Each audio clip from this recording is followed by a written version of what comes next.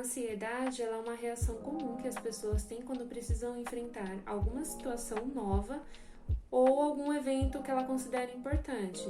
Então, por exemplo, o indivíduo vai fazer uma entrevista de emprego, vai ter que fazer uma prova, vai ter que se apresentar e ele tem alguns sintomas, né, da ansiedade, ele fica com medo, fica apreensivo. Isso é completamente normal, todo mundo passa por isso em algum momento da sua vida e não tem problema algum nisso. O problema realmente é quando a pessoa desenvolve o transtorno de ansiedade generalizada, também conhecido como TAG. Ou seja, essa preocupação ela deixa de ser pontual, como eu disse, em eventos, né, que ela considera importante, e passa a ser uma preocupação recorrente, excessiva e desproporcional à causa dela. Ou seja, o indivíduo que tem TAG, ele está constantemente preocupado com diversos aspectos da vida dele, seja com a saúde, seja com dinheiro, seja com o trabalho, com a família. Então, o indivíduo está em constante alerta. Isso acaba gerando muito sofrimento para ele, né? Gera impactos na atuação dele no trabalho, gera impactos na atuação dele com os familiares, com os amigos, enfim. Acaba afetando a vida dele em diversos aspectos. Existem subtipos de transtornos de ansiedade, como ansiedade generalizada, fobia social, transtornos de pânico e muitos outros.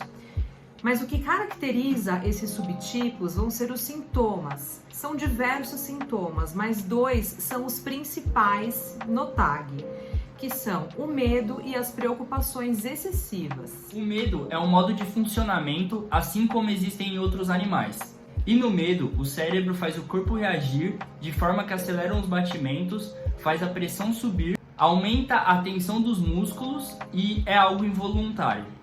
Já a preocupação é um sintoma cognitivo presente somente nos humanos. É uma função cerebral superior. Ela é uma tentativa que o cérebro tem de tentar racionalizar esse medo. Os pensamentos reinam na preocupação e cada indivíduo tem forma diferente de manifestar isso. Mas somando o medo e a preocupação, existem outros sintomas que compõem esse quadro clínico. Dentre eles, alteração de sono, fadiga, irritabilidade, tensão musculares, compulsões, entre outros. A maneira como esses sintomas vão se combinando denominam os subtipos dos transtornos de ansiedade. E por trás de cada um desses sintomas existe um padrão de funcionamento do cérebro. O que acontece no nosso cérebro no momento de ansiedade ou de medo? Na verdade, através do estímulo visual, é ativado o nosso córtex occipital, região posterior do nosso cérebro, que consequentemente ativa mais 2 regiões. A amígdala, que fica na região mais central do cérebro, e o córtex pré-frontal, ok?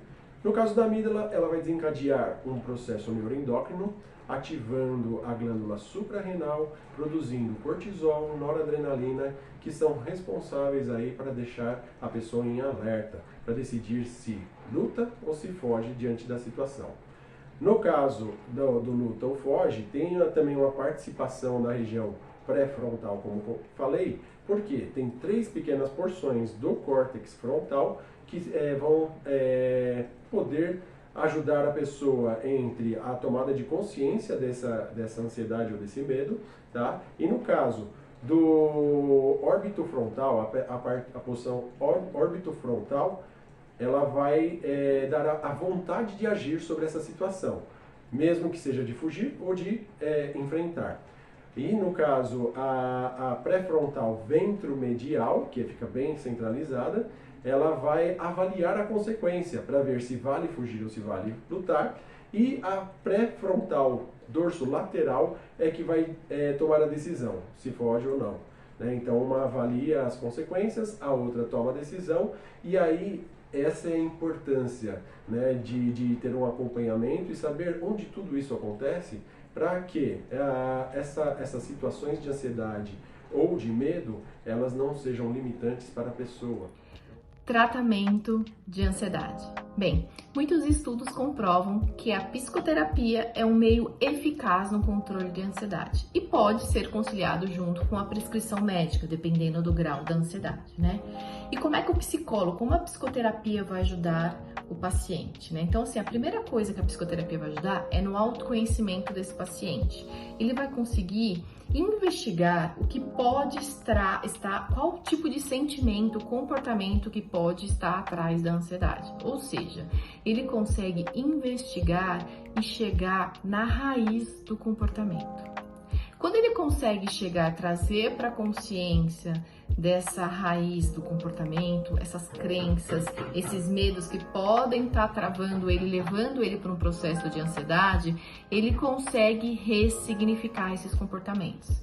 E o psicólogo também consegue ajudar com técnicas também para enfrentamento da situação, no controle diante do momento que esse processo ele entra, algumas técnicas que podem ser alternativas que consigam ajudar esse paciente no controle de ansiedade, enfim.